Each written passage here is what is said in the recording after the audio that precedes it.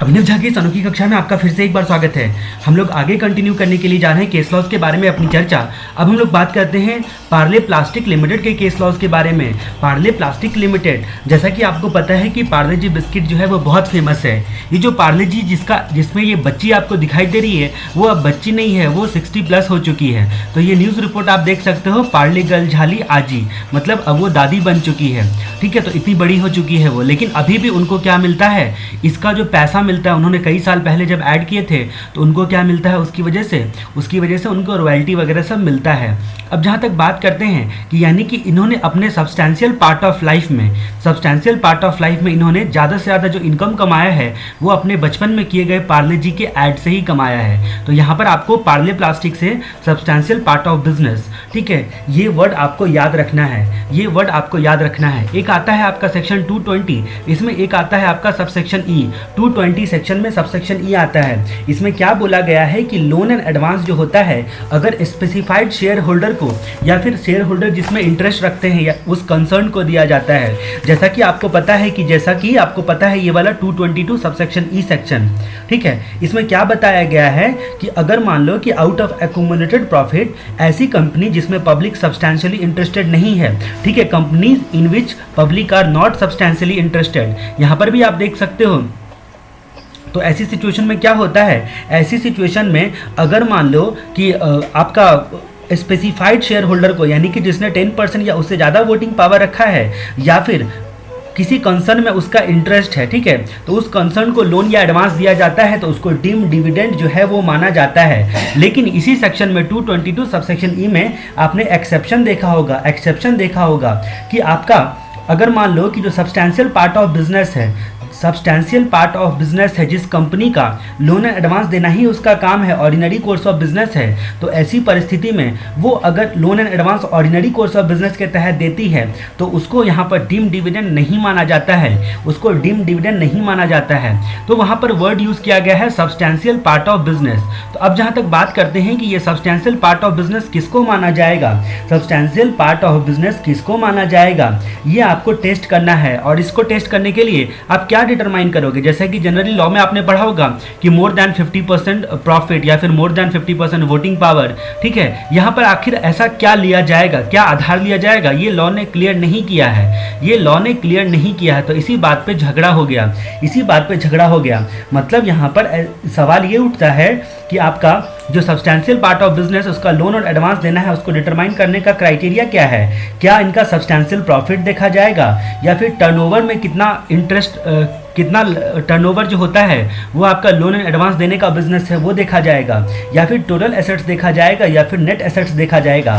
आखिर बेस क्या लेना है, ठीक है। तो पार्ले प्लास्टिक लिमिटेड, पार्ले जी की कंपनी जो है बॉम्बे में है, तो बॉम्बे हाईकोर्ट का मामला है। पार्ले प्लास्टिक लिमिटेड के केस में बॉम्बे हाईकोर्ट ने कई बातों को ऑब्जर्व किया। यहाँ पर देखा कि कोई फिक्स्ड फैक्टर नहीं बताया गया है, ना कोई फिक्स्ड परसेंटेज बताया गया है सब्सटेंशियल पार्ट ऑफ बिजनेस कहलाने का, ठीक है। यानी कि अगर ऐसा बोला गया होता कि वह 50% से ज़्यादा जो प्रॉफिट होता है वो जिस बिजनेस से होता है उसी को सब्सटेंशियल बिजनेस कहा जाएगा तो बात अलग थी। लेकिन यहाँ पर जो है वो क्लियर नहीं किया गया है कि आपका सब्सटेंशियल पार्ट ऑफ बिजनेस जो होगा उसका आधार कैसे लेंगे जानने का। ये फैक्ट ऑफ द केस पर निर्भर करता है, फैक्ट पर डिपेंड करता है। क्या चीज़ पर डिपेंड करता है, फैक्ट पर डिपेंड करता है। कभी टर्नओवर को सब्सटेंशियल पार्ट लिया जाएगा, भले ही प्रॉफिट जो है कम जनरेट करके देता हो, कभी प्रॉफिट को सब्सटेंशियल पार्ट ऑफ बिजनेस लिया जाएगा, भले ही कम टर्नओवर हो उसका।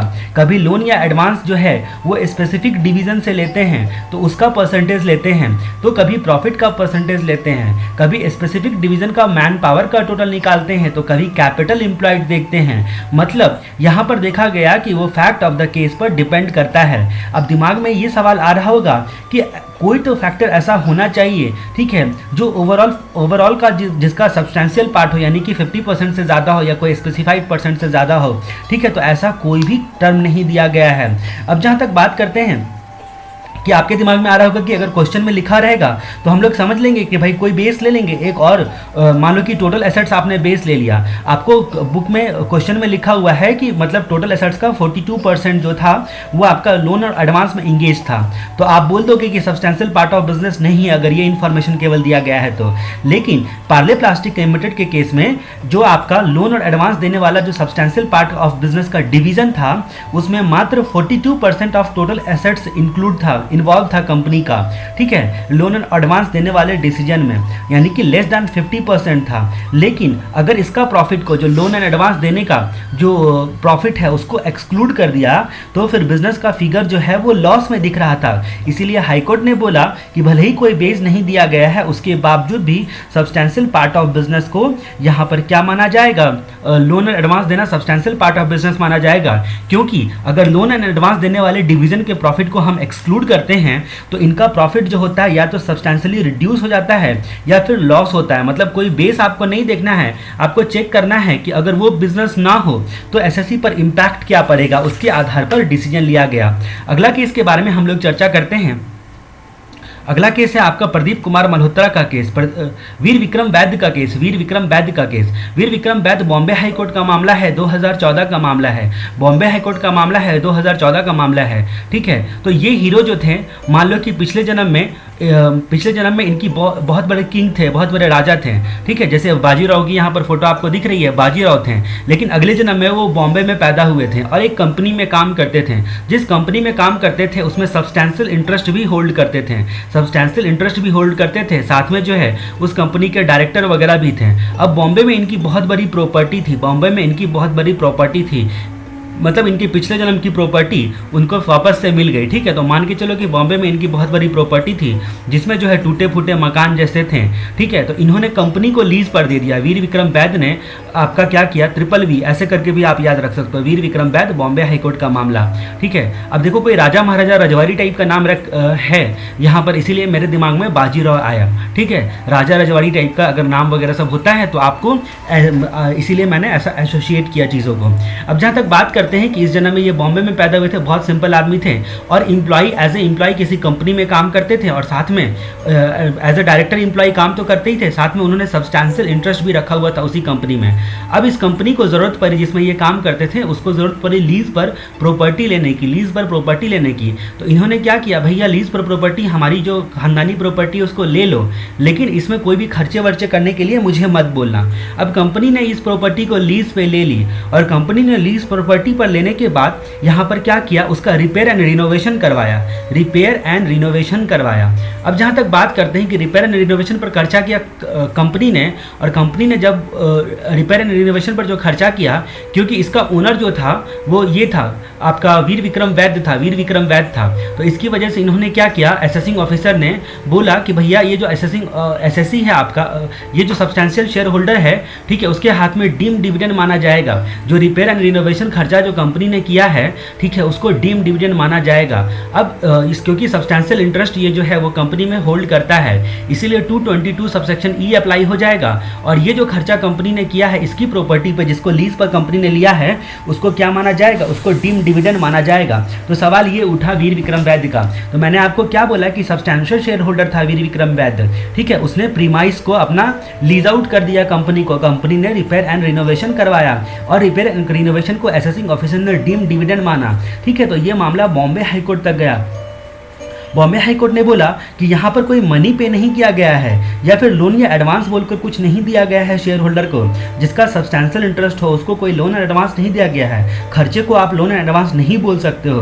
दूसरी बात कि कंपनी ने जो एज ए लेसी ऑक्यूपाई किया हुआ है, किराए पर लिया है, एज ए लेसी किराए पर लिया है और खुद की मर्जी से वो अच्छा दिखने के लिए, ठीक है, मेंटेन करने के लिए खुद की मर्जी से वो रिपेयर एंड रिनोवेशन का खर्चा करवा रही है एज ए लेसी, ठीक है। अब जहाँ तक बात करते हैं कि आपको एक्सपेंस को लोन और एडवांस बोलना जो होता है वो किसी तरह से लॉजिकल नहीं माना जा सकता है, ठीक है। और यहाँ पर आपका लोन एंड एडवांस नहीं दिया गया है वीर विक्रम वैद्य साहब को, भले ही वो सब्सटेंशियल इंटरेस्ट है, तो इसका मतलब ये नहीं है कि कोई भी खर्चा कंपनी का जो इनकी लीज होल्ड प्रॉपर्टी पे की, इनकी जो प्रॉपर्टी थी खानदानी प्रॉपर्टी पे की जाए लीज पर लेने के बाद, तो ऐसा ना हो, आप मान सकते हो कि वो लोन एंड एडवांस है, ठीक है, ये आप नहीं मान सकते हो। अगला केस हम लोग बात करते हैं प्रदीप कुमार मल्होत्रा का केस। अगला केस आता है आपका प्रदीप कुमार मल्होत्रा का केस, ठीक है। अब यहाँ पर ये प्र और ये आपका जो है दीप, ठीक है, तो इससे मिलकर आ गया प्रदीप कुमार मल्होत्रा। अब ये कलकत्ता हाईकोर्ट का मामला है, कलकत्ता हाईकोर्ट का मामला है, मल्होत्रा जी का मामला है।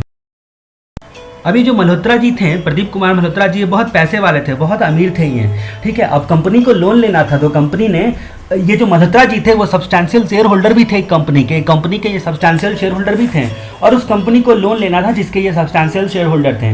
तो इन्होंने क्या करा, इनके पास जो है कंपनी रोते रोते आई कि भाई साहब आप तो बहुत पैसे वाले हो, बहुत प्रॉपर्टी है आपके पास, प्लीज़ हमें लोन दिलवाओ, प्लीज़ हमें लोन दिलवाओ।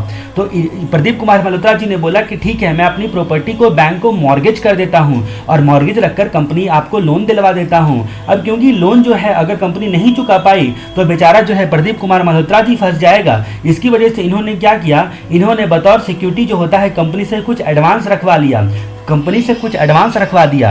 अब जो एडवांस रखवाया है उसको असेसिंग ऑफिसर आया और बोला ये डीम डिविडेंड है, सेक्शन 222 सबसेक्शन ई के तहत इसको आपको डीम डिविडेंड माना जाएगा, ठीक है, डीम डिविडेंड माना जाएगा। अब जो है ये बात कलकत्ता हाईकोर्ट तक पहुंच गई, प्रदीप कुमार मल्होत्रा जी को गुस्सा आ गया और वो कलकत्ता हाईकोर्ट चले गए। कलकत्ता हाईकोर्ट जाने के बाद यहाँ पर क्या बोला गया, यहाँ पर कलकत्ता हाईकोर्ट के केस, कलकत्ता हाईकोर्ट ने बोला कि एज सच बेनिफिशियल ओनर की कैपेसिटी पर है, मतलब एज सच बेनिफिशियल ओनर की कैपेसिटी पर उस एडवांस को जो है वो नहीं दिया जा रहा है, बेनिफिशियल ओनर नहीं है यहाँ पर, ठीक है। जैसा आप सब्सटैंशियल शेयर होल्डर आप बोल रहे हो तो वो बेनिफिशियल ओनर नहीं है, मतलब अल्टीमेटली कंपनी को लोन लेना था, उसके बदले में शेयर होल्डर ने खुद की प्रॉपर्टी मॉर्गेज करा दी। तो एज ए कंसिडरेशन जो है उसको समझा जाए, जो भी एडवांस सिक्योरिटी जमा करवाया है उसको एज ए कंसिडरेशन समझा जाए, ना कि वो एज सच शेयर होल्डर होने की कैपेसिटी पर जो है वो पैसा ले रहा है। अगर एज सच शेयर होल्डर होने की कैपेसिटी पर पैसा ले रहा होता तब आप लोन एडवांस बोल भी सकते हो, लेकिन वो तो एज ए कंसिडरेशन जो है वो पैसा ले रहा है। हाईकोर्ट ने कहा कि 222 सबसेक्शन ई में यहाँ पर टर्म यूज किया गया है बाय वे ऑफ एडवांस और loan, by way of advance और लोन टर्म यूज किया है, इसीलिए एज सच शेयर होल्डर को अपनी कैपेसिटी पर मतलब यहाँ पर नहीं मिल रहा है, यहाँ पर कंपनी की वजह से मिल रहा है, क्योंकि कंपनी को लोन एडवांस दिया, इसकी वजह से कंपनी ने उसको बतौर सिक्योरिटी जो है एडवांस दिया, इसकी वजह से 222 के तहत यहाँ पर डीम डिविडेंड जो है वो नहीं माना जा सकता है, डीम डिविडेंड नहीं माना जा सकता है। एक बार आप इस केस को फिर पढ़ लो। उसके हम लोग बात करते हैं एम्बेसडर ट्रेवल्स प्राइवेट लिमिटेड का case, ambassador travel private limited का केस। ये केस क्या बोलता है, ये केस बोलता है कि क्या 222 सबसेक्शन ई तब भी अट्रैक्ट होगा जब फाइनेंशियल ट्रांजैक्शन के जो ऑर्डिनरी कोर्स ऑफ बिजनेस में जो फाइनेंशियल ट्रांजैक्शन होता है उसमें कंपनी ने अपने नॉर्मल कोर्स ऑफ बिजनेस में पैसा दिया हो। अब यहाँ पर मामला क्या उठता है, देखो जैसे कि एम्बेसडर ट्रेवल्स प्राइवेट लिमिटेड का केस है, तो ये कंपनी जो है ट्रेवल्स के लिए केवल एम्बेसडर गाड़ी को दिया करती थी, ये कंपनी जो है ट्रेवल्स के लिए केवल एम्बेसडर गाड़ी को दिया करती थी। अब यहाँ पर 222 सबसेक्शन ई के हिसाब से तो आपको पता ही है कि आउट ऑफ एक्यूमुलेटेड प्रॉफिट अगर कंपनी जिसमें पब्लिक सब्सटेंशियली इंटरेस्टेड नहीं है, ठीक है, तो वो अपने शेयर होल्डर या कंसर्न को लोन या एडवांस देती है, तो उस सिचुएशन में और वो शेयर होल्डर जो है सब्सटैंशियल इंटरेस्ट रखता है, यानी कि 10% या उससे ज़्यादा वोटिंग पावर रखता है, यानी कि 10% या उससे ज़्यादा का बेनिफिशियल ओनर है, तो ऐसी सिचुएशन में डीम डिविडेंड माना जाता है। ऐसी सिचुएशन में लोन और एडवांस को डीम डिविडेंड माना जाता है। लेकिन डे टू डे एक्टिविटीज़ करने के लिए, मतलब ऑर्डिनरी कोर्स ऑफ बिजनेस में या फिर सब्सटैंशियल पार्ट ऑफ बिजनेस में लोन और एडवांस देना जो दिया जाता है अगर, तो उसको डीम डिविडेंड नहीं बोल सकते हैं। मतलब साफ है, क्योंकि इस केस में एसएससी ट्रेवल एजेंसी चलाती है और नॉर्मल कोर्स ऑफ बिजनेस में उसको बार बार जो है एडवांस वगैरह सब देना होता है रिजॉर्ट वगैरह को बुक करने के लिए। तो ऐसा एडवांस देना बेनिफिशियल शेयर होल्डर को दे या फिर सब्सटैंशियल शेयर होल्डर को दे, तो इस सिचुएशन में उसको डीम डिविडेंड नहीं माना जा सकता है किसी भी कीमत में। अब अगले केस की बात हम लोग करते हैं मंजू एंड कंपनी। आपको याद होगा मैंने मंजुला जे शाह का केस बताया था आपको, इंडेक्सेशन वाला, वो कुएं में गिर गई थी, दादाजी ने उसको कैपिटल असर्ट दिया था। तो अब ये मंजुला जे शाह को ही प्यार से लोग क्या बुलाते थे, मंजू। अब कुएं में है ठंडा पानी, उसमें नाचे मंजू रानी। केरला हाईकोर्ट का मामला है, वहां पे कुएं में गिरी थी बॉम्बे में और केरला के कुएं में निकली। अब ठीक है, तो मंजू एंड कंपनी का केस है, अब ये मंजू एंड कंपनी का केस क्या होता है, इसमें क्या पूछा गया है, जो आपका डिस्ट्रीब्यूटर जो होता है, लॉटरी का डिस्ट्रीब्यूटर जो होता है, उसका कुछ अनसोल्ड टिकट रह जाता है। अनसोल्ड टिकट में जो टिकट उसके पास बच जाता है, उसी में से जो है इनकम जो है अराइज हो जाता है, तो वो उसका बिजनेस इनकम कहलाएगा, या फिर लॉटरी निकलने वाला 115 BB के तहत आपका टैक्सेबल किया जाएगा। तो मंजू एंड कंपनी के केस में ये सवाल उठा, मतलब लॉटरी टिकट बेचने पर लॉटरी के डिस्ट्रीब्यूटर को जो इनकम होता है, ठीक है, वो तो उसका बिजनेस इनकम है, आपको पता है कि भाई लॉटरी बेच दिया, जो फायदा हुआ वो आपका बिजनेस इनकम है। लेकिन यहाँ पर सवाल क्या उठता है, यहाँ पर सवाल ये उठता है कि जो लॉटरी नहीं बिका, यानी कि जो स्टॉक इन ट्रेड उसका अनसोल्ड रह गया, जो लॉटरी नहीं बिका, उस लॉटरी में से कोई लॉटरी निकल आई, तो उस सिचुएशन में उसका बिजनेस इनकम कहलाएगा या फिर अदर सोर्स में टैक्सेबल होगा 115BB के तहत, बिना किसी खर्चे का डिडक्शन दिए हुए आपको 30% के रेट से। तो मंजू एंड कंपनी का केस है, मंजू एंड कंपनी को lottery as a capacity of distributor नहीं मिला है, बल्कि as a capacity of holder मिला है। ऐसा केरला हाईकोर्ट ने कहा। केरला हाईकोर्ट ने क्या बोला कि मंजू एंड कंपनी को जो लॉटरी मिला है भाई साहब, वो मंजू एंड कंपनी को जो लॉटरी मिला है वो as a capacity of distributor नहीं मिला है, बल्कि as a capacity of holder मिला है। लॉटरी डिपार्टमेंट इस कंपनी को एज ए विनर TDS काट के प्राइस दे रही है, ठीक है। तो लॉटरी डिपार्टमेंट भी इसको विनर ही मान रही है, ना कि लॉटरी जो कंपनी है, लॉटरी देने वाली, जो पैसे देने वाली कंपनी है, प्राइस देने वाली, वो उसको आपका डिस्ट्रीब्यूटर नहीं मान रही है, वो भी TDS काट के ही इनको पैसे दे रही है। मंजू एंड कंपनी का कोई फिजिकल या फिर इंटेलेक्चुअल या फिर उसका ऑन्टरप्रेन्योरशिप वाला कोई भी किसी भी तरह से उसने रिस्क बियर नहीं किया है, ना कोई उसको लॉटरी जीतने के लिए कोई इफर्ट लगाना पड़ा है। लॉटरी ड्रॉ जो होता है वो आपका स्पेसिफाइड डेट के बाद जो होता है, जो लॉटरी का टिकट होता है, वो महज एक कागज का टुकड़ा है उसके लिए, मंजू एंड कंपनी के लिए। वो अब उसके लिए स्टॉक इन ट्रेड नहीं है। जब स्पेसिफाइड डेट बीत गया कि भाई आज के बाद लॉटरी नहीं बिक सकता है, तो उसके लिए एक महज वेस्ट पेपर है, कागज का टुकड़ा है। लॉटरी ड्रॉ के बाद उस लॉटरी का पेपर की कोई भी वैल्यू नहीं रहती है, ठीक है, मतलब as a stock in trade value नहीं रहती है, एज ए डिस्ट्रीब्यूटर यानी कि एज ए होल्डर केवल वैल्यू रहती है। मतलब हाईकोर्ट ने कंक्लूड किया कि जो अनसोल्ड लॉटरी टिकट होता है उसको आप क्या बोल सकते हो, उसको आप बिजनेस इनकम नहीं बोल सकते हो, बल्कि 115BB के तहत 30% के रेट से यहाँ पर टैक्स होगा मंजू एंड कंपनी के हैंड में। तो आप सोचो, मंजू एंड कंपनी के हैंड में यहाँ पर एज ए विनर इनको ट्रीट किया जाएगा, ना as a business income treat किया जाएगा। अब अगले केस के बारे में हम लोग देखते हैं, प्रमोद मित्तल का केस। प्रमोद मित्तल का केस, ठीक है, तो दिल्ली में आपने देखा होगा, मित्तल हाउस देखा होगा, ठीक है। तो मित्तल लोग जो हैं वो आपको पता है कि बहुत बड़े पैसे वाले लोग हैं। अब जहाँ तक बात करते हैं कि आपने एक सेक्शन पढ़ा होगा, सेक्शन 78 का सबसेक्शन 2, सेक्शन 78 का सबसेक्शन 2। इसी कंसेप्ट पे मुझे जहाँ तक याद है आपका नवंबर 16 में भी क्वेश्चन पूछा गया था, ठीक है। मधुकांत M मेहता का केस, ठीक है, और प्रमोद मित्तल का केस, ये सब काफ़ी जो है वो नामी गिरामी केस है। तो ये आपका 78 सबसेक्शन 2 दिल्ली हाईकोर्ट का मामला है। इसमें आपने पढ़ा होगा कि set of and carry forward chapter में आपने साफ साफ लिखा हुआ था यहाँ पर सेक्शन 78 सबसेक्शन 2 में कि जो पर्सन के हैंड में लॉस होता है वही कैरी फॉरवर्ड करके सेट ऑफ कर सकता है। अगर मिस्टर राम के हाथ में लॉस होता है, ठीक है, बिजनेस मिस्टर राम बिजनेस करता है, उसके हैंड में लॉस होता है, तो मिस्टर राम ही उसको carry forward and set of कर सकता है। लेकिन सेक्शन 78 सबसेक्शन 2 जो होता है वो एकमात्र एक्सेप्शन दिया गया था, इसको बोलते हैं succession by inheritance. Succession by inheritance इस सिचुएशन में जो होता है, सक्सेशन और बाय इनहेरिटेंस के केस में ज़्यादातर लीगल हायर जो होता है, लीगल हेयर जो होता है, उसको क्या मिलता है, उसको बेनिफिट मिल जाता है, उसको बेनिफिट मिल जाता है। अब जहां तक एक सेक्शन और आता है, सेक्शन 170। सेक्शन 170 ये बताता है कि अगर किसी भी तरह सक्सेशन होने के कारण पर्सन का फॉर्म बदल गया तो उस केस में किस पर्सन के हैंड में कब असेसमेंट किया जाएगा।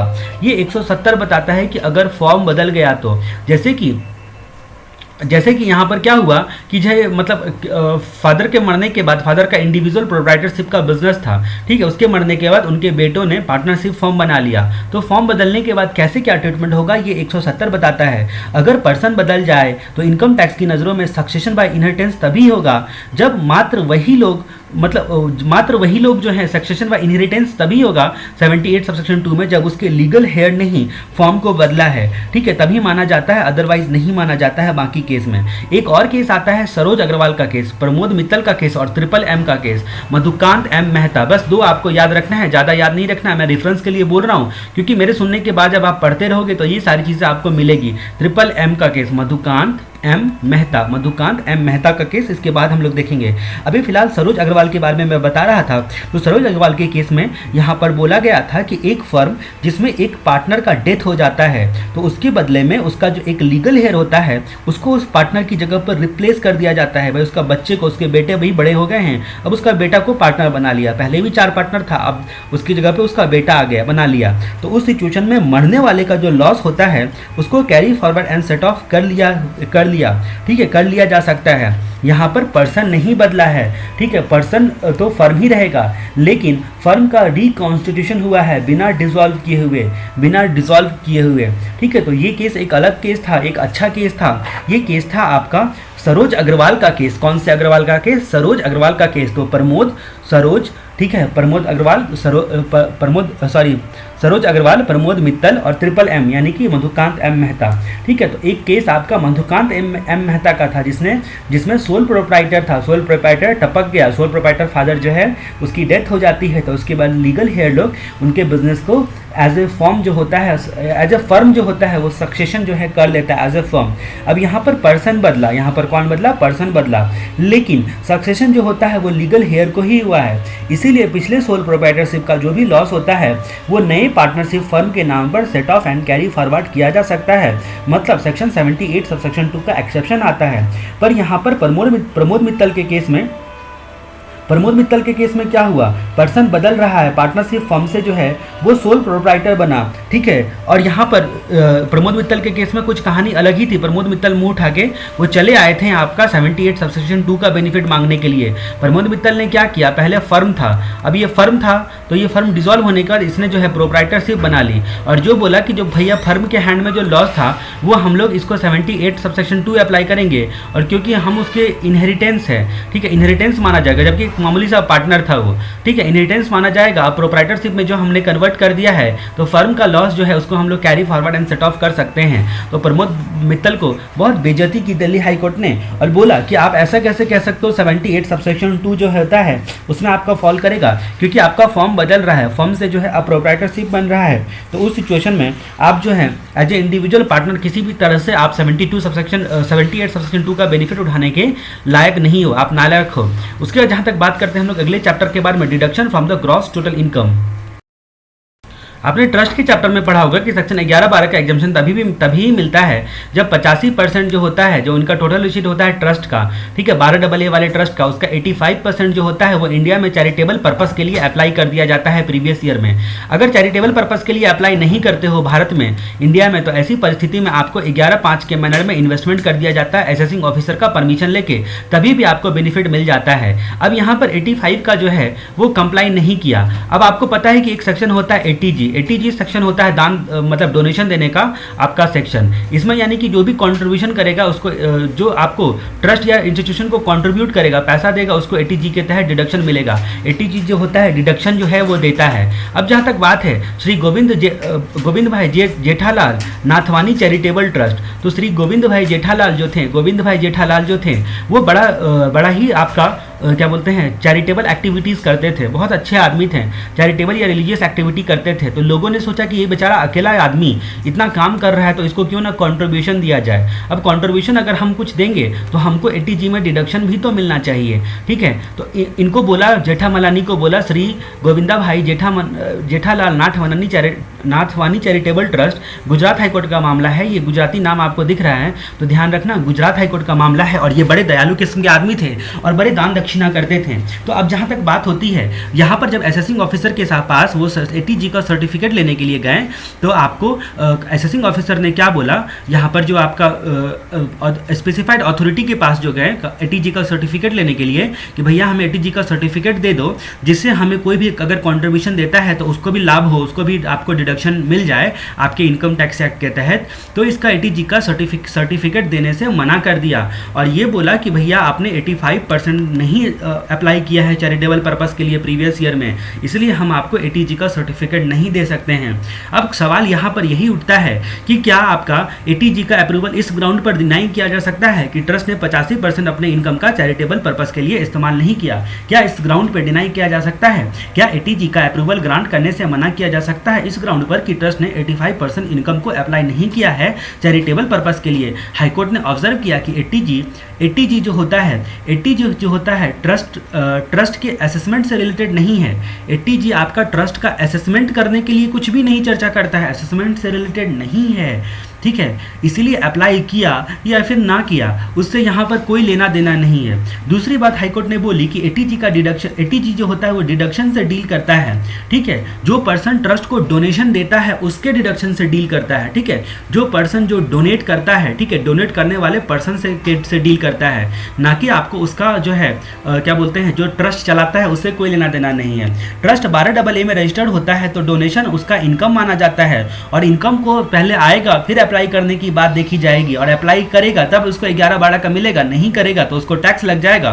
तो घुमा फिरा के हम लोग बाद में चल के उनसे टैक्स ले लेंगे। फिलहाल एटीजी का सर्टिफिकेशन रोका नहीं जा सकता है क्योंकि जो कॉन्ट्रीब्यूटर लोग कॉन्ट्रीब्यूट करना चाहेंगे उनको तो आपको कुछ तो सर्टिफिकेट इनके पास होना चाहिए, क्योंकि इनका ऑब्जेक्ट क्लॉज को आप देखोगे, अगर इनका ऑब्जेक्ट क्लॉज के हिसाब से आपका चैरिटेबल एक्टिविटी या फिर रिलीजियस एक्टिविटी है और सारे के सारे पेपर डॉक्यूमेंट सब सही हैं तो आपको एटीजी को सर्टिफिकेशन दे देना पड़ेगा। इसीलिए यहाँ पर कंक्लूड किया। राम जेठमलानी बहुत अच्छे आदमी थे, उसके अगेंस्ट में फैसला जा ही नहीं सकता था, गुजराती थे वो, ठीक है। तो यहाँ पर कंक्लूड किया कि यहाँ पर आपको गुजरात हाईकोर्ट ने बोला कि इस ग्राउंड पर एटीजी का सर्टिफिकेट जो है वो डिनाई नहीं किया जा सकता है, एप्लीकेशन रिजेक्ट नहीं किया जा सकता है, आपको अप्रूवल यहाँ पर देना ही पड़ेगा।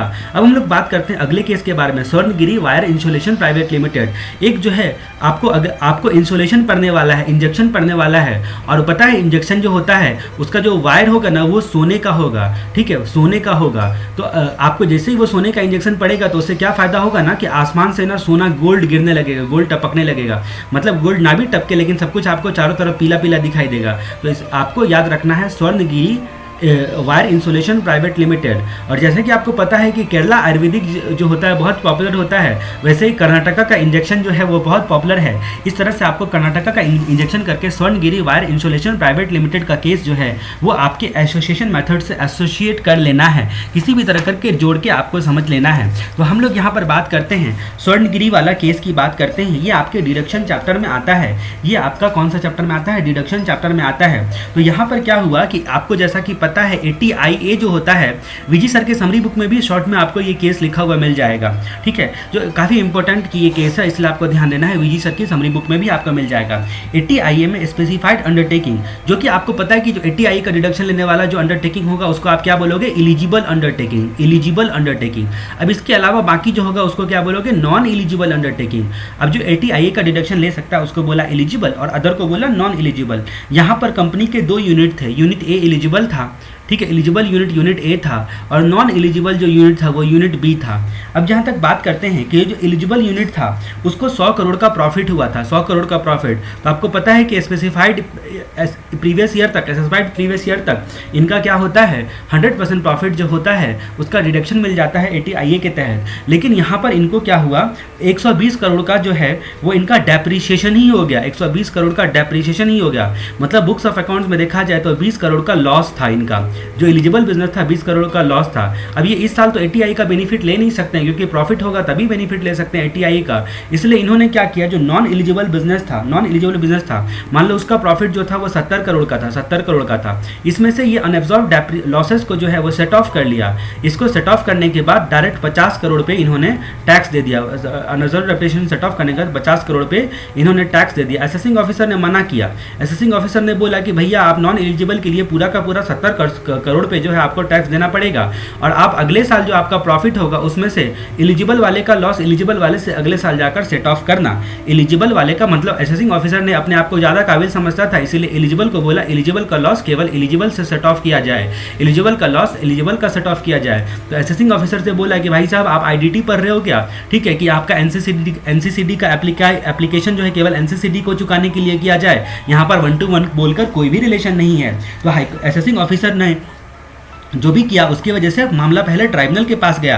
ट्राइब्यूनल ने कहा कि ATIA जो होता है, देखो ट्राइब्यूनल बहुत अक्लमंद होता है, जो IT जो होता है वो बहुत अक्लमंद होता है। जनरली आप देखोगे कि जो IT जो फैसला लेता है उसी फैसले को आगे चलकर बोर्ड जो है वो मानती है, ठीक है। तो ट्राइब्यूनल ने कहा कि ATIA जो होता है वो इकोनॉमिक ग्रोथ के लिए, भारत की अर्थव्यवस्था को सुधारने के लिए, इकोनॉमिक ग्रोथ के लिए ये SSC को एक बेनिफिट देने का जो है ये आपका क्या बोलते हैं इसका इंटेंशन है। SSC को बेनिफिट देना इंटेंशन है, SSC को परेशान करना नहीं, मतलब आपका इंटेंशन ही है भारत सरकार को, भारत को बेनिफिट देना। अब जहां तक बात करते हैं, इसलिए इन प्रोविजन को लिबरल होकर देखना चाहिए, ठीक है, इन प्रोविजन को लिबरल होकर देखना चाहिए। आप जो होता है यहाँ पर जो इनका जिस पर्पस के लिए अप्लाई किया है, ठीक है, उस पर्पस तक रिस्ट्रिक्टेड रहेगा इनका प्रॉफिट पे जो आप ATIA का बेनिफिट दोगे। बस इतना ही बोला गया है कि आपका रिस्ट्रिक्टेड रहेगा भैया ATIA का प्रॉफिट। इसका मतलब ये नहीं हुआ, ट्राइब्यूनल ने बोला कि चैप्टर 6A वाला रिडक्शन जो होता है, जब लॉ ने ATIA वालों को नहीं रोका टोका है तो आप कौन होते हो रोकने टोकने वाले को। अगर लॉ को रोकना टोकना होता तो वो साफ बोल देता कि इस गेन के अगेंस्ट में किसी भी लॉसेस का सेट ऑफ वगैरह वगैरह कुछ भी ऐसा बोल देता। हाईकोर्ट ने ट्राइब्यूनल को जो है वो ट्राइब्यूनल की बातों को यहाँ पर बहुत सहमति दी और ट्राइब्यूनल को खूब शाबाशी दी और बोला सेक्शन 70 जो होता है वो set of and carry forward के प्रोविजन के बारे में बताता है। सेक्शन 70 जो होता है यहाँ पर वो सेट ऑफ एंड के प्रोविजन के बारे में बताता है। सेक्शन 70 का प्रोविजन जो होता है वो सेट ऑफ करके एक सेट ऑफ करने का जो सेक्शन होता है, सेक्शन नंबर 70, वो आपका एक इंडिपेंडेंट सेक्शन होता है, मतलब ये किसी पार्टिकुलर सेक्शन जो होता है इसको ओवरराइड नहीं करता है, ठीक है। सेक्शन 70 जो होता है वो सेम SSC और सेम सोर्स को के लॉस को जो है दूसरे सोर्स के लॉस से सेट ऑफ करने का अलाउ करता है। तो भला ATIA के लॉस को आप यहाँ पर कैसे रोक सकते हो, ठीक है, मतलब यहाँ पर आप ATIA के लॉस को किसी भी तरह से जो है वो रोक नहीं सकते हो। यानी कि आपका 50 करोड़ पर ही टैक्स देके इन्होंने ठीक किया है, लेकिन 50 करोड़ पर ही टैक्स देके ठीक किया है, लेकिन अगले साल जो इनको प्रॉफिट होगा ATIA का जो अगले साल का इनका प्रॉफिट होगा, हाईकोर्ट ने एक बात यहाँ पर जोड़ दी, मतलब घुमा फिरा के बात वही हो गया।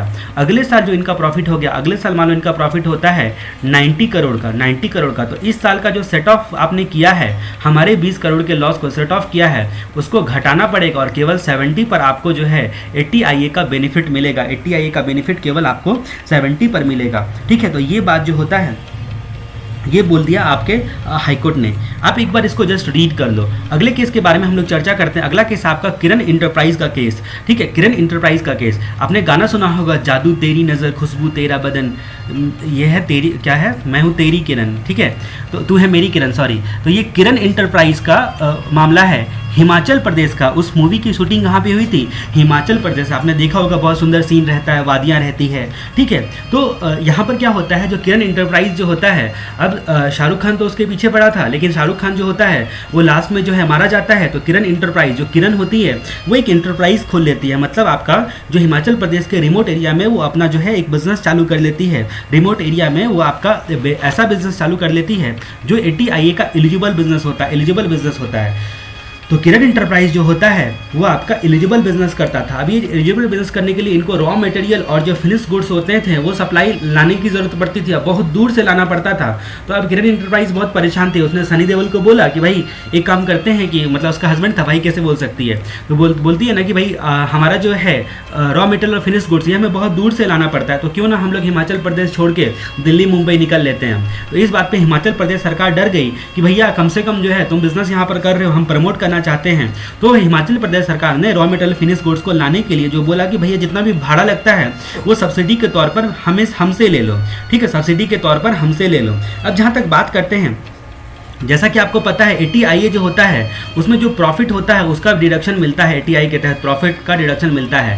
तो यहाँ पर जो सब्सिडी मिला है, सब्सिडी जो मिला है गवर्नमेंट से, सेंट्रल गवर्नमेंट से मिलता है, सॉरी सेंट्रल गवर्नमेंट से दिलवाती है हिमाचल प्रदेश सरकार। तो सेंट्रल गवर्नमेंट से जो सब्सिडी मिलता है उसको क्या प्रॉफिट डिराइव फ्रॉम बिजनेस माना जाएगा, क्या उसको इस डिडक्शन लेने के लिए प्रॉफिट डिराइव फ्रॉम बिजनेस माना जाएगा? हाईकोर्ट ने कहा कि ये जो सब्सिडी मिला हुआ है ये आपका ऑपरेशनल प्रॉफिट नहीं है। ATIA का बेनिफिट जो होता है वो आपके ऑपरेशन करने के लिए, यानी कि आपकी एक्टिविटीज करने के लिए दिया जाता है, ये आपका ऑपरेशनल प्रॉफिट नहीं है। ना सोर्स यहाँ पर आपका बिजनेस है, ये जो कमा रहे हो उसका आपका सोर्स भी बिजनेस नहीं है, ये तो आपको भाड़े के तौर पे ऐसे ही सरकार ने सब्सिडी दी है। तो इसको प्रॉफिट डिराइव फ्रॉम बिजनेस मानना गलत है, इसीलिए इस पैसे पर आपको ATIA का बेनिफिट नहीं मिल सकता है जो सब्सिडी मिला है आपको सेंट्रल गवर्नमेंट से किराए को के रिस्पेक्ट में। अब हम लोग बात करते हैं अगले केस के बारे में। अगला केस है आपका ऑर्चिड फार्मा प्राइवेट लिमिटेड का case, orchid pharma private limited का केस, ठीक है।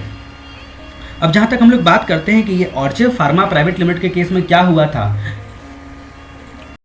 आपने वीजी समरी बुक को अच्छे तरीके से पढ़ा होगा तो उसमें आपने एक केस देखा होगा, लिबर्टी इंडिया का केस। लिबर्टी इंडिया का केस वो आपका कहाँ का मामला था? वो लिबर्टी इंडिया का केस आपका सुप्रीम कोर्ट का मामला था। लिबर्टी इंडिया का केस का सुप्रीम कोर्ट का मामला था और ये ऑर्चिड फार्मा प्राइवेट लिमिटेड भी सुप्रीम कोर्ट का मामला है। जैसा कि अभी हम लोगों ने देखा एटीआई में किसको एडजस्ट कर सकते हैं, किसको नहीं कर सकते हैं, वैसा एटीआईबी जो होता है वो भी एलिजिबल बिजनेस के रिस्पेक्ट में होता है। आपका एटीआईबी जो होता है वो भी आपका एलिजिबल बिजनेस के रिस्पेक्ट में होता है। तो ये ऑर्चिड फार्मा प्राइवेट लिमिटेड की हम लोग यहाँ पर बात करते हैं। अब जहाँ तक बात करते हैं कि यहाँ पर क्या मिला था, ड्यूटी ड्रॉबैक मिला था। यहाँ पर क्या मिला था? ड्यूटी ड्रॉबैक मिला था। तो सवाल ये उठता है कि क्या ड्यूटी ड्रॉबैक को आप प्रॉफिट डिराइव फ्रॉम बिजनेस मान सकते हो एटीआईबी का एलिजिबल बेनिफिट देने के लिए? ठीक है, तो फॉरेन ट्रेड पॉलिसी में आपने ये वर्ड पढ़ा होगा ड्यूटी ड्रॉबैक, आईडीटी में कस्टम में पढ़ा होगा। तो फॉरेन ट्रेड पॉलिसी में आपने एक और देखा था duty passbook, duty entitlement passbook scheme. ये देखा पासबुक क्या था, समथिंग स्कीम ही था शायद वो। ठीक है, उसके बाद duty drawback scheme, duty drawback scheme. ठीक है, ये सारी चीज़ें जाना होगा जिसमें आपने देखा होगा कि ये क्या होता है। साथ में आपने सेक्शन 75 जो है कस्टम में पढ़ा होगा, सेक्शन नंबर 75 आईडीटी में कस्टम में पढ़ा होगा। सेक्शन 75 में भी आपने देखा था कि ड्यूटी ड्रॉबैक की कहानी क्या होती है, ड्यूटी ड्रॉबैक की कहानी क्या होती है। तो ऑर्चिड फार्मा प्राइवेट लिमिटेड में आप क्या बोलते हैं, ये दो सेक्शन में आपने ड्यूटी ड्रॉबैक शब्दों को सुना होगा। अब जहाँ तक बात करते हैं liberty India private limited, supreme court का जजमेंट लिबर्टी इंडिया के केस में सुप्रीम कोर्ट ने कुछ बातों को ऑब्जर्व किया था, वही बातें यहाँ पर ऑर्चिड फार्मा प्राइवेट लिमिटेड में देखी गई। स्कीम में जो सेंट्रल गवर्नमेंट ने फ्रेम किया है, ठीक है, उससे पैसा जो आ रहा है, जो ड्रॉबैक स्कीम जो सेंट्रल गवर्नमेंट ने फॉर्म किया उससे अगर पैसा आ रहा है, ठीक है, तो वो आपका स्कीम है, ना कि ऑर्डिनरी कोर्स ऑफ बिजनेस है। ऑर्डिनरी कोर्स ऑफ बिजनेस नहीं है, ऑर्डिनरी कोर्स ऑफ बिजनेस नहीं है। आपने पीजीबीपी का डिफिनेशन भी देखा होगा, उसमें जो सेक्शन 28 देखा होगा, उसमें आपने बहुत सारे ऐसी चीज़ें देखी होंगी कि आपका ड्यूटी एंटाइटलमेंट पासबुक स्कीम को ट्रांसफर करता है तो, या फिर आपका ड्यूटी ड्रॉबैक या अदरवाइज कोई कैश इंसेंटिव वगैरह सब मिलता है तो वो सब सेक्शन 28 के तहत आपका टैक्सेबल होगा। लेकिन यहाँ पर जो एटीआई आईबी इन सब के रिस्पेक्ट में सेक्शन 28 के डेफिनेशन को सीमित रखा गया है। मतलब इन सबको नहीं माना गया है कि यह प्रॉफिट डिराइव फ्रॉम बिजनेस होता है, क्योंकि बेनिफिट देना एलिजिबल को मात्र जो है आपका profit derive from such business, ठीक है, जो एटीआईबी का एलिजिबल बिजनेस है उससे प्रॉफिट जो डिराइव होता है उसी को बेनिफिट देना अल्टीमेट मकसद था। तो स्कीम में सेंट्रल गवर्नमेंट मतलब स्कीम जो सेंट्रल गवर्नमेंट ने फ्रेम किया है उससे पैसा आ रहा है, ना कि ऑर्डिनरी एक्टिविटी से आ रहा है। यानी कि पैसा जो आपको यहाँ पर मिल रहा है वो स्कीम के तहत मिल रहा है, ना कि ऑर्डिनरी एक्टिविटी से। पहली बात तो ये लॉजिक दी थी सुप्रीम कोर्ट ने लिबर्टी इंडिया के केस में। दूसरा कि जो इंसेंटिव प्रॉफिट जो होता है एटीआईबी की, वो आपका ऑर्डिनरी कोर्स ऑफ एक्टिविटी से जो डिराइव नहीं हो रहा है, क्योंकि ये एंसिलरी प्रॉफिट है, स्कीम का एंसिलरी प्रॉफिट है। एंसिलरी और इंसिडेंटल वर्ड भी आपने सुना होगा आईडीटी में, ठीक है, एक्साइज पढ़ते वक्त में। तो एंसिलरी प्रॉफिट है। अब जहाँ तक बात करते हैं cost of manufacture of goods में, हम लोग यहाँ पर प्रॉफिट को खर्चा बोलकर कहीं पर डेबिट नहीं करते हैं। मतलब कॉस्ट करते वक्त में हम लोग कॉस्ट कंसिडर नहीं करते हैं। ये जो आपका मतलब जो गवर्नमेंट सब्सिडी वगैरह से के रिस्पेक्ट में आई थी। तो फाइनली सवाल कई और जवाब एक ही कि जो ड्यूटी ड्रॉबैक आपको मिला हुआ है वो एलिजिबल बिजनेस का प्रॉफिट डायरेक्ट फ्रॉम बिजनेस नहीं माना जा सकता है, इसलिए एटीआईबी का बेनिफिट आपको उसके रिस्पेक्ट में नहीं मिलेगा। एटीआईबी का बेनिफिट आपको उसके रिस्पेक्ट में नहीं मिलेगा। अब हम लोग बात करते हैं मेघालय स्टील्स लिमिटेड का केस। ये गुवाहाटी हाईकोर्ट का मामला है, मेघालय स्टील लिमिटेड का केस, ठीक है। तो ये वो वाला केस नहीं है सन ऑफ सरदार वाला, ये दूसरा केस है। ये सन ऑफ सरदार वाला केस नहीं है जो आपने मेरी कहानी में सुना होगा, ठीक है। अब जहाँ तक बात करते हैं ये मेघालय स्टील्स लिमिटेड का केस है, यहाँ पर गुवाहाटी हाईकोर्ट का मामला है। अब यहाँ पर भी सब्सिडी के रिस्पेक्ट में यहाँ पर भी ट्रांसपोर्ट सब्सिडी दिया गया। Transport subsidy, interest subsidy and refund of excise duty qualify for deduction under ATIB. क्या ये क्वालिफाई होता है? फिर वही मामला ड्यूटी ड्रॉबैक क्या है ये तो आपको पता ही है। ड्यूटी ड्रॉबैक का जो है क्या बोलते हैं, उसका पैसा आपको मिलता है, ठीक है, तो वो डिराइव फ्रॉम इनकम जो होता है वो कहलाएगा या नहीं कहलाएगा, ठीक है। तो ये सारे सवाल जो होते हैं वो बार बार उठ रहे हैं और बार बार आ रहे हैं, कहानी कई और उत्तर एक ही, ठीक है। अब जहाँ तक बात करते हैं कि एटीआईबी के रिस्पेक्ट में एक वर्ड यूज़ किया गया है इस प्रोविजन में, फर्स्ट डिग्री, ठीक है, फर्स्ट डिग्री ऑफ इनकम, इसको बोलते हैं profit derive from such business, यानी कि एटीआईबी का eligible business, profit derive from eligible business. तो जो आपका एटीआईबी का बेनिफिट या ये वगैरह सबका बेनिफिट जो होता है वो फर्स्ट डिग्री ऑफ इनकम तक ही केवल रोका जाता है। ये बड़ा सुंदर वर्ड यूज़ किया है। जहाँ भी आपको सुंदर वर्ड मिलते हैं, अच्छे अच्छे वर्ड मिलते हैं, उसको आप ध्यान रखो, क्योंकि ये आप एग्जाम में लिखते हो तो देखने वाले का इंप्रेशन अच्छा पड़ता है। अब जहाँ तक बात करते हैं कि यहाँ पर आपका जो सब्सिडी का रिफंड किया गया, इंटरेस्ट सब्सिडी, ट्रांसपोर्ट सब्सिडी या एक्साइज ड्यूटी वगैरह सबका रिफंड किया गया, वो क्या एटीआईबी के प्रॉफिट माना जाएगा, प्रॉफिट डिराइव फ्रॉम बिजनेस, तो वो जो रहता है आपका फर्स्ट डिग्री ऑफ इनकम नहीं होता है, वो सेकंड डिग्री ऑफ इनकम होता है, जो सब्सिडी वगैरह सब मिला या एक्साइज का रिफंड मिला। ट्रांसपोर्ट सब्सिडी और इंटरेस्ट सब्सिडी पर पहले हाईकोर्ट ने चर्चा की, ये होता क्या है। उसके बाद हाईकोर्ट ने ऑब्जर्व किया कि ट्रांसपोर्ट और इंटरेस्ट सब्सिडी जो होता है वो दोनों रेवेन्यू रिसीट है, दोनों क्या है, रेवेन्यू रिसीट है, क्योंकि कमर्शियल प्रोडक्शन के बाद, कमर्शियल प्रोडक्शन स्टार्ट होने के बाद ये दिया गया है। ठीक है, अब जहां तक बात करते हैं कॉस्ट ऑफ प्रोडक्शन निकालने में इसको कंसिडर किया जाता है। ठीक है, अब ये जो खर्चे होते हैं, ट्रांसपोर्ट के खर्चे, इंटरेस्ट के खर्चे या एक्साइज ड्यूटी के खर्चे, इसको एज ए कॉस्ट कंसिडर किया जाता है, एज ए कॉस्ट कंसिडर किया जाता है। ठीक है, आपको पता है कि भाई प्रोडक्शन में, कॉस्ट ऑफ प्रोडक्शन में आप इसको लेते हो। अब मेरी बात से आपको ऐसा लग रहा होगा कि भाई आप तो यू टर्न ले रहे हो, आप तो ऐसा बोल रहे हो कि भाई आप ऐसा, आपकी बातों से लग रहा है कि इसको तो मिलना चाहिए, इसको तो प्रॉफिट डिराइव फ्रॉम बिजनेस मानना चाहिए क्योंकि ये तो कॉस्ट का पार्ट बनता है। लेकिन ऐसा कुछ नहीं है, ऐसा कुछ नहीं है, कहानी कई और जवाब एक ही। मतलब जो एलिजिबल चीज़ होती है उसका प्रोडक्शन अगर आप करते हो, उस प्रोडक्शन के दौरान जो आपका खर्चा होता है उससे डायरेक्ट नेक्सस जो होता है, तभी जाकर आपको बेनिफिट मिलता है। लेकिन ये जो खर्चा है, ये कॉस्ट का रिफंड मिल रहा है, आपको रिफंड मिल रहा है। क्या मिल रहा है? रिफंड मिल रहा है। अब जहाँ तक बात करते जो रिफंड मिल रहा है उसका डायरेक्ट नेक्सस नहीं है, इनडायरेक्ट या एंसिलरी नेक्सस है, यानी कि बियॉन्ड फर्स्ट डिग्री का सोर्स माना जाएगा ये। इसीलिए 80IB का डिडक्शन नहीं मिलेगा ट्रांसपोर्ट या फिर इंटरेस्ट सब्सिडी के रिस्पेक्ट में, ट्रांसपोर्ट सब्सिडी या इंटरेस्ट सब्सिडी के रिस्पेक्ट में।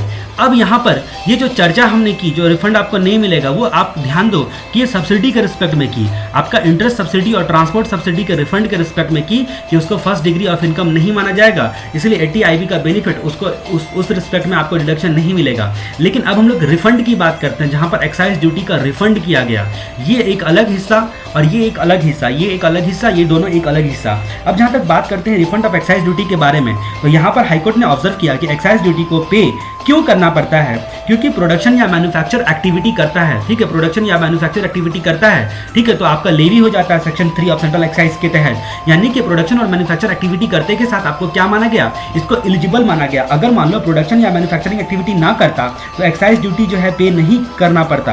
अगर एक्साइज ड्यूटी पे नहीं करता तो रिफंड जो होता है वो कहाँ से होता है, रिफंड जो होता है वो कहाँ से होता है। मतलब एक्साइज ड्यूटी रिफंड का, एक्साइज ड्यूटी और रिफंड का डायरेक्ट नेक्सस है इंडस्ट्रियल एक्टिविटी में। इसीलिए 80IB के लिए एक्साइज ड्यूटी रिफंड को कंसिडर किया जाएगा, बेनिफिट देने के लिए एक्साइज ड्यूटी रिफंड को कंसिडर किया जाएगा। मतलब ये सब्सिडी को कंसिडर नहीं किया जाएगा बतौर इनकम, इसको नहीं कंसिडर किया जाएगा, लेकिन एक्साइज ड्यूटी को, जो एक्साइज ड्यूटी का जो रिफंड हुआ है उसको बतौर इनकम कंसिडर किया जाएगा। ठीक है, बतौर इनकम जो होता है वो कंसिडर किया जाएगा। एक बार अच्छे तरीके से आप पढ़ लो, ये केसेस कंफ्यूज करते हैं, लेकिन आपको ध्यान देना है इन सब बातों पे। इसलिए कोई एक आप कंक्लूजन नहीं ले सकते हो, पता नहीं गुवाहाटी हाईकोर्ट हो या कोई भी हाईकोर्ट हो वो क्या जजमेंट लेगी। तो आसाम, मेघालय, आसाम की राजधानी जो है, आसाम में मेघालय है और मेघालय स्टील्स प्राइवेट लिमिटेड, ये गुवाहाटी हाईकोर्ट का मामला है, गुवाहाटी हाईकोर्ट का मामला है। अगली चर्चा हम लोग करते हैं जसवंत सन्स के बारे में। जसवंत सन, तो ये जसवंत सुनते के साथ जो है आपको नाना पाटेकर की याद आती है। अब नाना पाटेकर तो बहुत बूढ़े हो गए हैं, आपके पापा की उम्र के होंगे और सभी बड़े होंगे। तो जसवंत सन्स, जसवंत के बच्चों की बात हम लोग करते हैं। जसवंत के सन लोग जो हैं वो आपका महाराष्ट्र छोड़ के पंजाब में चले गए, पंजाब एंड हरियाणा में रहते हैं। जसवंत के बच्चे लोग जो होते हैं वो पंजाब एंड हरियाणा पे रहते हैं। ठीक है, कहाँ पे रहते हैं? पंजाब एंड हरियाणा में रहते हैं। तो ये पंजाब एंड हरियाणा का जजमेंट है। Does income derive from sale of export incentive qualify for deduction under 80IB? फिर से वही सवाल उठ गया। ठीक है, फिर से यही सवाल उठ गया। तो अब जहाँ तक बात करते हैं कि फॉरेन ट्रेड पॉलिसी में भी आपने ये कंसेप्ट पढ़ा होगा। कौन सा कंसेप्ट पढ़ा होगा? एक्सपोर्ट इंसेंटिव के बारे में पढ़ा होगा, एक्सपोर्ट इंसेंटिव स्कीम के बारे में पढ़ा होगा। अब जहाँ तक बात करते हैं जो एक्सपोर्ट इंसेंटिव का अगर सेल किया जाता है तो क्या 80IB के डिडक्शन के लिए वो क्वालिफाई होगा? हाईकोर्ट ने कहा कि कोई भी डायरेक्ट नेक्सस नहीं है, सोर्स बियॉन्ड फर्स्ट डिग्री है, तो उस सिचुएशन में आपको नहीं मिलेगा, यहाँ पर आपको नहीं मिलेगा। ठीक है, 80IB का डिडक्शन जो होता है इसके रिस्पेक्ट में आपको सेल ऑफ एक्सपोर्ट इंसेंटिव के रिस्पेक्ट में आपका क्वालिफाई नहीं होगा। ये बात बोली गई। अब हम लोग इस कहानी को आगे बढ़ाते हैं। अगला कहानी हम लोग देखते हैं नेस्ट्रो फार्मास्यूटिकल्स लिमिटेड या फिर सिंधवाल रेफ्रिजरेटर्स इंडस्ट्रीज लिमिटेड। ठीक है, अब जहाँ तक बात करते हैं कि नेस्ट्रो फार्मास्यूटिकल्स लिमिटेड, दिल्ली हाईकोर्ट का मामला है ये। नेस्ट्रो फार्मास्यूटिकल्स लिमिटेड की बात हम लोग करते हैं। अब यहाँ पर इस केस की बात करते हैं, ये नेस्टर फार्मास्यूटिकल्स लिमिटेड, बड़ा ही इंटरेस्टिंग मामला है और बड़ा ही अच्छा लगेगा आपको सुनने के बाद। यहाँ पर क्या होता है, नेस्टर फार्मास्यूटिकल्स लिमिटेड ये 80IB के रिस्पेक्ट में है। 80IB में आपने देखा था कि जिस साल कमर्शियल प्रोडक्शन स्टार्ट होता है, कमर्शियल प्रोडक्शन स्टार्ट होने वाले ईयर के, ठीक है, तो उससे 5 सालों तक जो है, 5 सालों तक, 5 कंसेक्यूटिव ईयर तक, असेसमेंट ईयर तक आपको क्या मिलता है? 80IB का बेनिफिट मिलता है। 80IB का बेनिफिट मिलता है 5 सालों तक। अब यहाँ पर ये सवाल उठा कि भैया नेस्ट्रो फार्मास्यूटिकल्स लिमिटेड ने कमर्शियल प्रोडक्शन स्टार्ट नहीं नहीं किया था, लेकिन ट्रायल में कुछ बनाया था। ट्रायल रन में जो होता है कुछ प्रोडक्शन जो होता है वो किया था। ट्रायल रन में बेचारे ने कुछ प्रोडक्शन किया था। अब ये सवाल ये उठता है कि ट्रायल रन में जो भी प्रोडक्शन किया था उसमें से कुछ यूनिट्स को इसने बेच दिया, कुछ यूनिट्स को बेच दिया। अब जहाँ तक बात करते हैं, कुछ यूनिट को जब बेचा, बेचारे ने केवल 2 यूनिट को बेचा था। इसकी गलती इतनी ही थी कि इसने केवल 2 यूनिट को बेचा था। तब ऐसा असेसिंग ऑफिसर ने बोला कि आप भले ही ट्रायल रन में बनाया हो या कैसे भी रन में बना, उससे हमें कोई लेना देना नहीं है। आपने बेच दिया मतलब आपने कमर्शियल प्रोडक्शन जो होता है उसी प्रीवियस ईयर में स्टार्ट कर दिया था, इसीलिए उसी प्रीवियस ईयर से आपका डिडक्शन काउंट होने का जो आपका लिमिट है वो चालू कर दिया जाएगा। ठीक है, तब एसएससी रोने लगा, दिल्ली हाईकोर्ट के पास रोते रोते पहुंच गया। नेशनल फार्मास्यूटिकल्स लिमिटेड जो होता है वो दिल्ली हाईकोर्ट के पास पहुंच गया। ठीक है, असेसिंग ऑफिसर ने यहाँ पर क्या बोला था कि वैसे तो कमर्शियल प्रोडक्शन अब आप स्टार्ट करते हो उस वाले ईयर से डिडक्शन मिलता है, लेकिन यहाँ पर आपने ट्रायल रन वाले में से कुछ गुड्स को बेच दिया। और आपने बेचा क्यों? अगर आपने बेच दिया तो हम मानेंगे कि भाई ट्रायल रन वाला जो प्रीवियस ईयर है, ट्रायल रन वाला प्रीवियस ईयर ही आपका कमर्शियल प्रोडक्शन स्टार्ट होने वाला प्रीवियस ईयर है। एसएससी ने बोला कि भैया हमको इतना माथा क्यों खराब करते हो, सिर्फ 2 आइटम तो बेचा है। ठीक है, वो भी इसलिए क्योंकि जो एक्साइज एक्ट जो होता है और सर्विस टैक्स एक्ट में रजिस्ट्रेशन वगैरह सब लेना था, कुछ भी बहाने बनाने लगा वो। ठीक है, तो मामला दिल्ली हाईकोर्ट तक गया। दिल्ली हाईकोर्ट ने बोला कि कितना बेचे और क्यों बेचे उससे कोई लेना देना नहीं है। आपने भले ही 1 आइटम बेचा हो या 2 आइटम बेचा हो, भले ही आपने एक्साइज या सेल टैक्स पर्पस के लिए बेचा हो, उससे हमें कोई लेना देना नहीं है। आपने कमर्शियल सेल तो किया, मतलब मार्केटेबल क्वांटिटी जो होती है, मार्केटेबल आपकी जो क्वांटिटी होती है वो इस बात को प्रूव करती है कि आपका कमर्शियल सेल हो गया, यानी कि आपने कमर्शियल प्रोडक्शन किया था। माना कि कमर्शियल प्रोडक्शन जो होता है आपने ट्रायल रन के लिए किया था, ट्रायल रन वाले ईयर में किया था, लेकिन आपको सिर्फ 2 यूनिट का प्रॉफिट जो आप बेचो, भले आपको 10 का प्रॉफिट हो 20 का प्रॉफिट हो, केवल उतना ही डिडक्शन आपका सीमित रहेगा। ठीक है, 2 यूनिट पर ही बेचारे को बहुत रोना आ गया। नेशनल फार्मास्यूटिकल्स लिमिटेड का केस में बेचारा हार गया केस, चिल्ला के रोते रह गया। अगले केस के बारे में हम लोग बात करते हैं। प्रवीण सोनी, दिल्ली का मामला है। तो प्रवीण सोनी को आप जानते हो, दिल्ली का मामला है, तो दिल्ली में रहते हैं प्रवीण सोनी, उसकी बात हम लोग करते हैं। आप प्रवीण सर भी दिल्ली में रहते हैं। ठीक है, जो हमारे आपके सबके वो फेवरेट हीरो है एक तरह से सीए फील्ड में। तो प्रवीण सोनी का केस ये दिल्ली हाईकोर्ट का मामला है। अब जहाँ तक हम लोग बात करते हैं 80IB के सेक्शन के रिस्पेक्ट में, ये भी मामला आता है। 80IB का डिडक्शन लेने के लिए एलिजिबल था एसएससी, पर पहले साल में अगर नहीं लेता डिडक्शन तो क्या फिर क्लेम कभी नहीं कर पाएगा 80IB? ये सवाल उठता है। भैया आप तो एलिजिबल थे, लेकिन आपने पहले साल में नहीं किया, तो क्या रिमेनिंग ईयर में आप नहीं कर पाओगे? मतलब आपको एलिजिबल था, आपने पहले साल में क्लेम नहीं किया, अब इस साल जो है क्लेम करने के लिए गए, तो क्या जरूरी है कि कमर्शियल प्रोडक्शन के पहले साल से ही लिया जाए? प्रवीण सोनी जो होते हैं, अब उसके ही बदौलत ये सवाल उठता है। असेसिंग ऑफिसर ने उनका डिडक्शन रिजेक्ट कर दिया और बोला कि आपको पहले साल में ही लेना था डिडक्शन। ठीक है, आपको शुरू से ही लेना था डिडक्शन, अब बीच में नहीं ले सकते हो। अब बीच में इसका डिडक्शन आपको अब मिलेगा ही नहीं, क्योंकि आप शुरू से नहीं लिए हो, तो अब आपको फायदा ही नहीं मिलेगा। प्रवीण सोनी जी दिल्ली हाईकोर्ट के पास पहुंच गए इस मामले को लेकर। अब जहां तक बात करते हैं कि दिल्ली हाईकोर्ट ने क्या क्या बोला, लॉ में या 80IB में कहीं कंडीशन नहीं दिया गया है कि आपको क्या बोलते हैं क्वालिफिकेशन वाले फर्स्ट ईयर में ही 80IB का डिडक्शन आपको ज़बरदस्ती लेना होगा, वरना बाद में नहीं मिलेगा। बाद में जाकर भी मिलेगा 80IB का डिडक्शन, प्रोवाइडेड कि अदर कंडीशन फुलफिल्ड हो लॉ के हिसाब से। ठीक है, जैसे कमर्शियल प्रोडक्शन वगैरह सब स्टार्ट कर दिया हो, तो ज़रूरी नहीं है कि पहले साल से ही जो है ये बेनिफिट लिया जाए। ये दिल्ली हाईकोर्ट का मामला था। इस तरह से हम लोगों ने डिडक्शन चैप्टर तक का केस लॉ कंप्लीट किया।